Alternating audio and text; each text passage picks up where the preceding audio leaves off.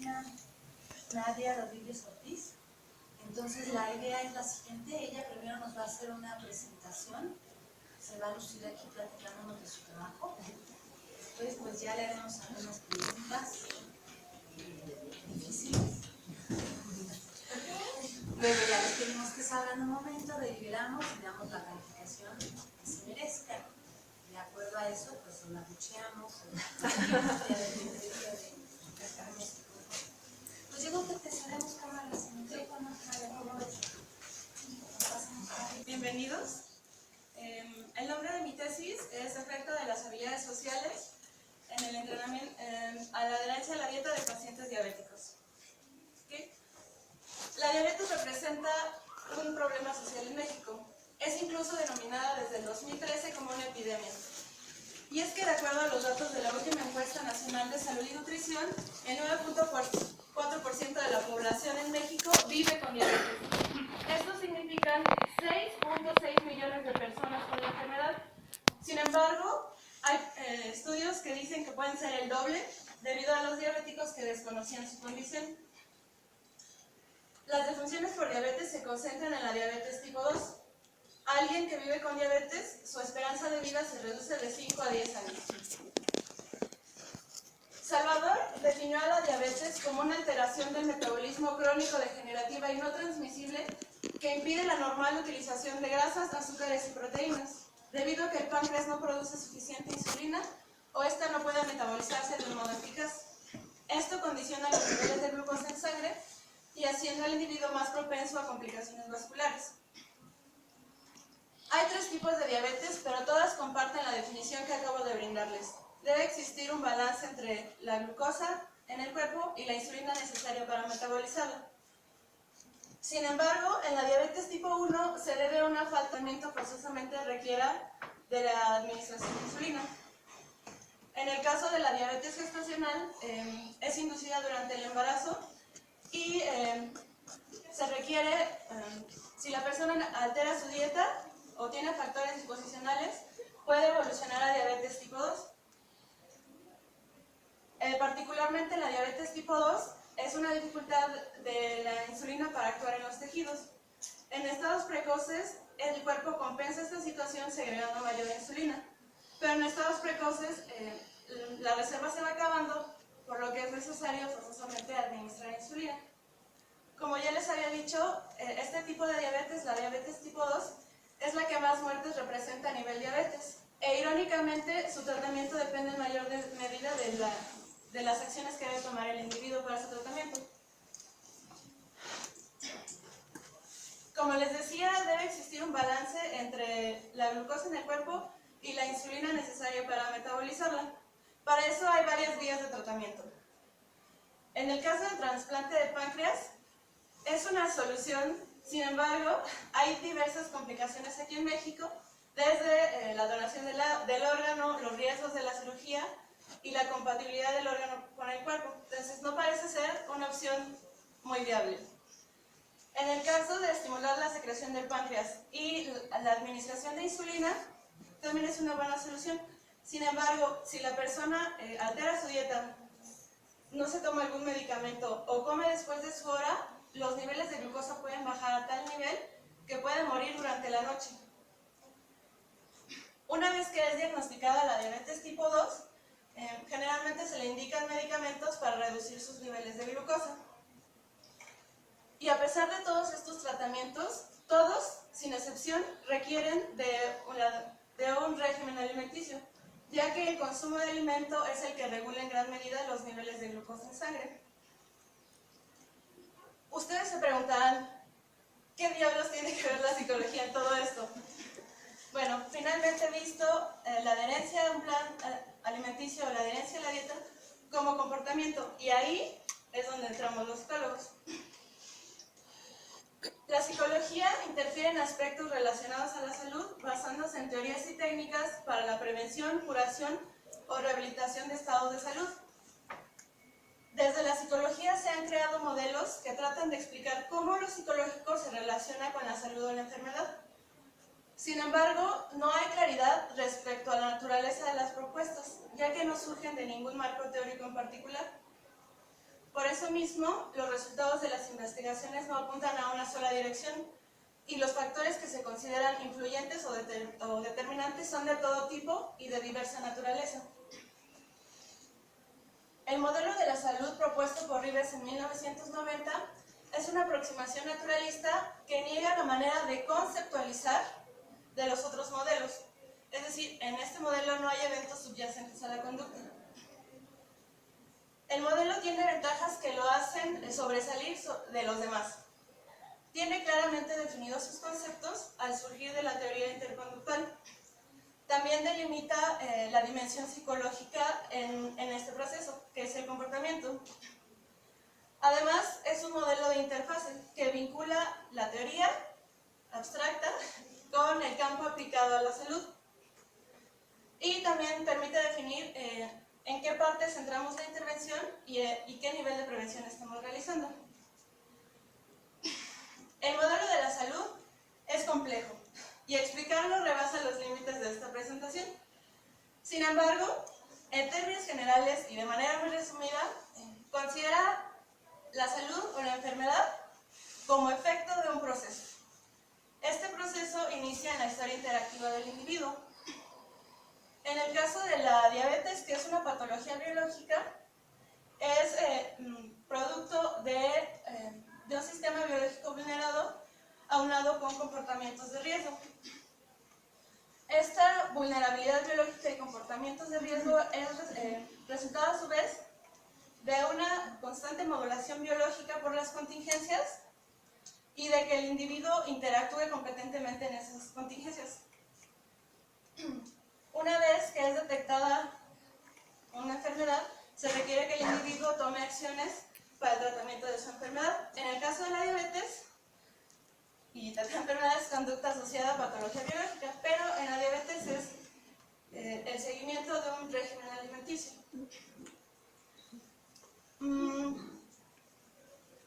Hay estudios que abordan la adherencia y que integran diversas técnicas que tratan de incidir en los factores relevantes que hacen que una persona siga un plan alimenticio. Brennan, Walkley y Wills y Greenway en el 2013 desarrollaron una intervención a personas con sobrepeso y obesidad y su intervención incluía lo que se conoce como educación, psicoeducación, que es información sobre la diabetes y nutrición, reestructuración cognitiva y entrenamiento en habilidades sociales. Y resultado de esa intervención se encontró una mejora significativa en la composición antropométrica. También hay un estudio de 2014 de Wilkinson y colaboradores, donde revisaron más de 37 estudios y concluyeron que uno de los factores que hacen que una persona siga un plan alimenticio es el apoyo social. Dentro de las investigaciones que integran diversas técnicas psicológicas se encuentra el de Delgado, Hidalgo y Hernán del 2011, donde buscaron disminuir los niveles de glucosa y niveles de estrés en personas con diabetes. El tratamiento incluía técnicas de relajación, reestructuración cognitiva, entrenamiento en habilidades sociales y solución de problemas. Y al grupo que se les fue aplicada estas técnicas hubo una leve mejoría en sus niveles de glucosa. En el caso de Flores y Sosa, otro estudio buscaron conocer los efectos de las técnicas cognitivo-conductual en los niveles de glucosa de personas con diabetes. La intervención incluía psicoeducación otra vez, como ya les había dicho, la información sobre la diabetes y nutrición, entrenamiento en habilidades sociales, autocontrol y reestructuración cognitiva. Resultado de esa intervención, los niveles de hemoglobina glucosilada disminuyeron estadísticamente significativos. Voy a hacer un paréntesis. La hemoglobina glucosilada es un estudio de laboratorio que demuestra cuál fue el promedio de glucosa en sangre durante los últimos 3 meses. Finalmente, Rodríguez, García, Rentería y Nava en el 2013 desarrollaron una intervención interconductual basada en el modelo de Rivers con el propósito de conocer el efecto de esta intervención en prácticas alimentarias, índice de masa corporal y los niveles de glucosa. Su intervención buscaba alterar los factores disposicionales, conducta propia y conducta de otros, a través de las técnicas de información sobre la diabetes y nutrición, autocontrol, entrenamiento en habilidades sociales y solución de problemas. Y como resultado de su intervención encontraron diferencias estadísticamente significativas previas y posteriores a la intervención. Como pueden notar, el entrenamiento en habilidades sociales se encuentra integrada en intervenciones mucho más generales, en particular con técnicas cognitivo-conductuales. Así que podemos decir de esto que el entrenamiento en habilidades sociales, aunado con otras técnicas, puede ser eficaz en el tratamiento o en la intervención de la adherencia a la dieta de personas con diabetes. Sin embargo, desconocemos su efecto en aislado. ¿Las habilidades sociales por sí solas probabilizan una mejor adherencia? Es parte de esta incertidumbre que surge el objetivo de esta investigación, debido a que hay una falta de estudios que evalúen el efecto independiente del entrenamiento en habilidades sociales y que evalúen el impacto en la adherencia a la dieta. A diferencia de otras investigaciones, este estudio tiene como eje rector el modelo de la salud.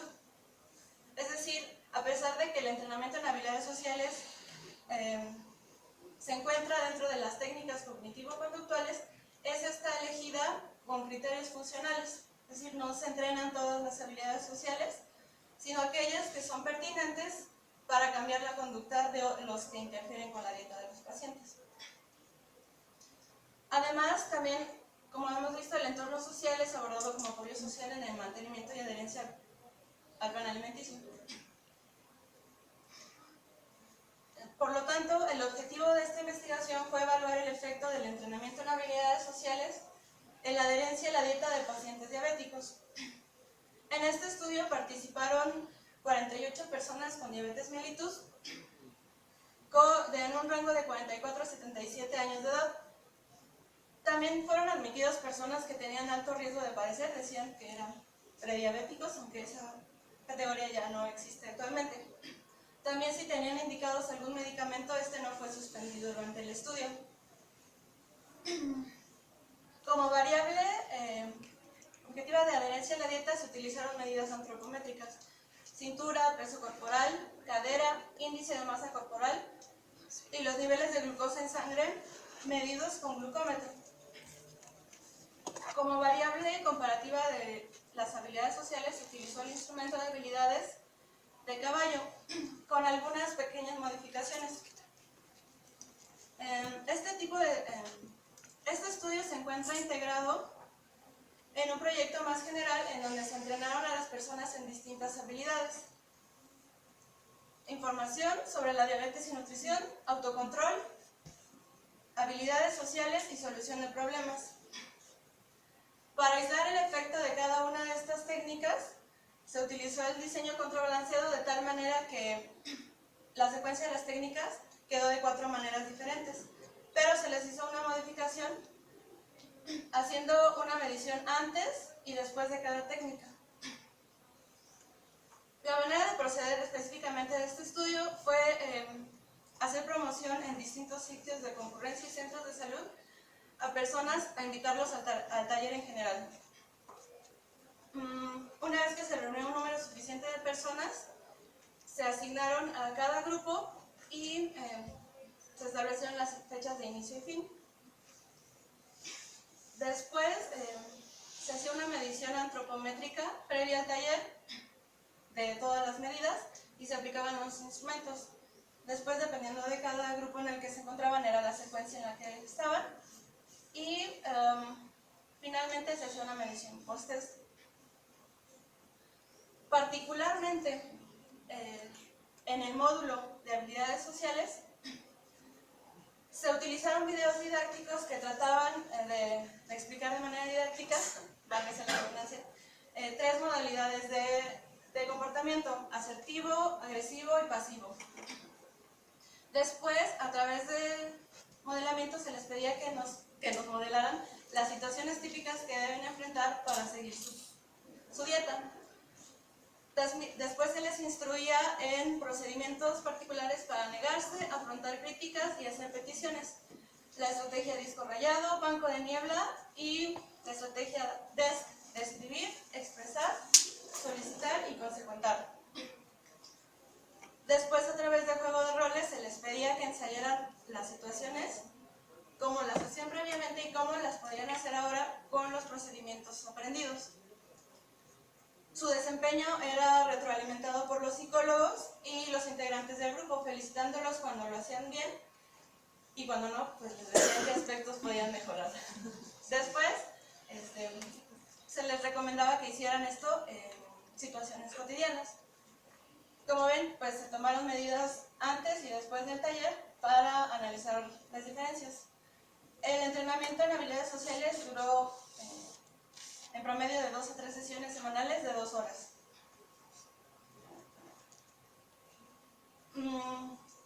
Voy a empezar a describir los resultados descriptivos de la población de este estudio en particular. Como pueden ver en esta gráfica, espero que sí lo puedan ver bien, hay diversidad de escolaridad, del nivel de escolaridad de los participantes. Aquí se encuentra la ocupación de los participantes. Como pueden ver, la mayoría no trabaja en una actividad remunerada, son desempleados, jubilados o pensionados o amas de casa en su efecto. Aquí se encuentra el tiempo que llevan los participantes con el diagnóstico de diabetes. Si se dan cuenta, bueno, aquí más de la mitad lleva más de 3 años con la enfermedad, seguido de aquellos que, aunque no tienen el diagnóstico formal, ya tienen, podría decir, casi una vulnerabilidad a ser diabéticos. Aquí la figura es con quienes viven el núcleo familiar de los participantes. Si se dan cuenta, hay una gran cantidad que todavía vive con familiares directos. Estos resultados son descriptivos de la muestra y contextualizan un poco los resultados estadísticos.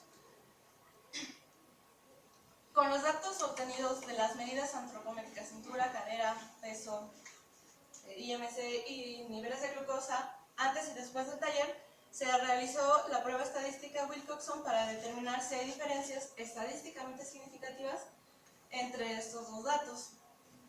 Para que un dato sea estadísticamente significativo, el nivel de significancia, que es esta P, debe ser menor a 0.05. Este es un dato estadísticamente significativo. Si ustedes se dan cuenta en esta tabla, la tabla 1, resultado del análisis estadístico, si hay cambios o diferencias estadísticamente significativas en cintura, peso, IMC y en el instrumento de habilidades sociales. Una vez que se determinó que sí hay diferencias, se vuelve a realizar la prueba estadística, pero ahora considerando otros criterios, en este caso los criterios o las variables demográficas que utilizamos en los resultados descriptivos. Aquí se encuentran los datos divididos dependiendo del grupo en el que estaban. Si recuerdan, el grupo era una secuencia determinada del taller. Entonces, si se dan cuenta, hay cambios en el grupo 2 y en el grupo 4. Las habilidades sociales se encontraban en segundo lugar y en cuarto lugar en estos grupos, respectivamente. Aquí los datos están divididos por género, por sexo. Si notan, los cambios en mujeres no hay. Y en el caso de los hombres, sí hay diferencias estadísticas en cintura, peso, IMC y en el instrumento de habilidades sociales. Aquí están clasificados, perdón por tantos números, por escolaridad. Aquí, si notan, solo hay un dato estadísticamente significativo. Podemos decir que de acuerdo a los datos, el nivel de escolaridad no parece influir en las diferencias encontradas. Aquí están clasificados por el tiempo de diagnóstico. Si se dan cuenta, de aquí para acá, sí todos tienen la enfermedad diagnosticada y en el caso de 0 meses no la tienen. Todavía no hay un diagnóstico formal. y es el único donde sí hay cambios en cintura, peso e IMC.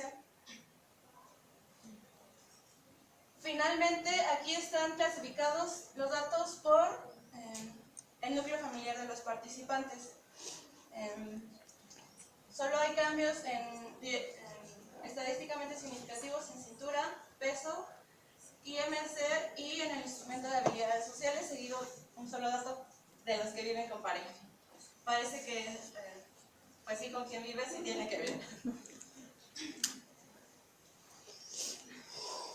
Si recuerdan, el objetivo de esta investigación fue determinar el efecto del entrenamiento en habilidades sociales en la adherencia a la dieta de personas con diabetes. Este objetivo se logró en la medida de que se aisló el efecto del entrenamiento en habilidades sociales y medir su impacto en medidas objetivas de adherencia. Esa es la principal aportación de este estudio, la evidencia de que las habilidades sociales es un factor que puede probabilizar una mejor adherencia a la dieta. Además, también aporta datos a la tesis de que la competencia social forma parte de las competencias generales en el cuidado de la salud, traduciéndose en conductas instrumentales, afrontar críticas, hacer peticiones o solicitar apoyo y rechazar alimento. Hay algunas hipótesis a las diferencias encontradas, pero tengo que aclarar que finalmente pues son hipótesis. En el caso de las diferencias por grupo, finalmente parece tener relevancia el orden en el que son aplicadas las técnicas. En el caso de género, pueden también deberse un poco a las diferencias fisiológicas entre hombres y mujeres o las actividades que realizan en su contexto cultural. Si se dan cuenta, o si recuerdan, no hubo diferencias por nivel de escolaridad, ese no parece ser un factor relevante. Y por el tiempo de diagnóstico, quienes ya tienen el diagnóstico formal de diabetes no están dispuestos a hacer cambios en contraposición con aquellos que realizando acciones en favor de su salud sí pueden por lo menos posponer el diagnóstico con todo lo que eso conlleva. Este estudio no está exento de limitaciones. Principalmente es el tamaño de la muestra. Las personas que consideramos son aquellas que, bueno, en realidad las personas que no se consideraron era porque llegaban a la mitad del tratamiento, de la intervención, o no llegaban a la toma de medidas, no las pudimos considerar, reduciendo así el tamaño de la muestra. Hubo mucha mortandad experimental. Si ustedes recuerdan de los estudios que les platiqué, también había investigaciones que tomaban como medida comparativa el nivel de hemoglobina glucosilada, y este estudio tomó como medida comparativa la evaluación con glucómetro. Sin embargo, pues tampoco es descartada como medida, pues sin medida de comparación. A fin de superar estas limitaciones, se sugiere trabajar con grupos ya formados previamente que hayan demostrado una consistencia en la asistencia y también evaluar el efecto de la secuencia o del apareamiento de las técnicas. Finalmente, me gustaría concluir diciendo que el individuo es agente de cambio en la interacción construida con su entorno social, y su entorno social no le brinda apoyo social. Las habilidades sociales son un buen recurso para llevar a cabo acciones que favorezcan su salud. Además, el modelo de la salud biológica propuesto por Rives en 1990 guía la inserción del psicólogo en problemas interdisciplinarios, evitando caer en explicaciones reduccionistas y evitando incidir o transponer con todas esas disciplinas que también trabajan en el mismo fenómeno. Finalmente, aquí están las referencias, espero que las puedan ver si las quieren consultar. Eso sería todo de mi parte, muchas gracias por su atención.